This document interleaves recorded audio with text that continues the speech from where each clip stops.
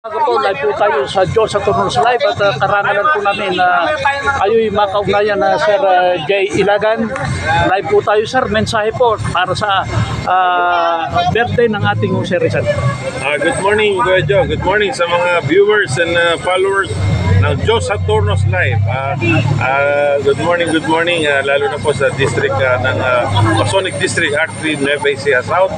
Good morning po, brethren. Good morning, sisters, mga ateng. At una po sa lahat, nagpapasalamat tayo sa lahat po ng mga umaten. Ito ngayon, kapiling natin ng mga widow sons, lahat po ng buo-buo ng iba't ibang lohiyan ng ating distrito. Maraming salamat po. Ganyan din po ang ating mga amarant, kapiling po natin at nagbigay po sila ng oras at panahon at ngayon pong umagang ito.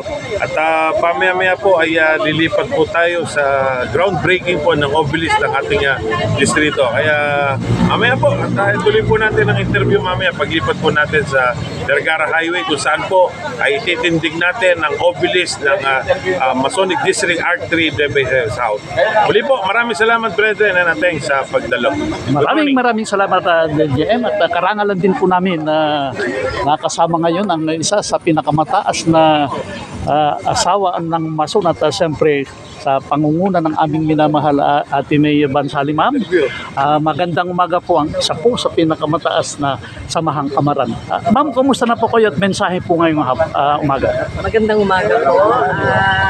Okay naman po. Bumabati po kami ng ika-100. 43 taong kamatayan ni Dr. Birthday. Kaarawan ni Dr. Jose Rizal.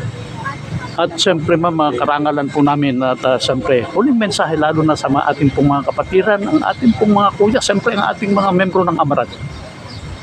Mensahe, binabati ko po kayo. Magandang umaga.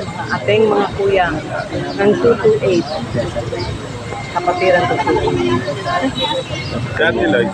Nakabuong distrito po ng ating Okay, Ate Lloyd. South Aurora. Good morning po. At itong celebration ng birthday ni Dr. Cesar ay hindi namin kinakaligtaan taon-taon. At dahil siya ay isang kapatid natin sa Masonaya.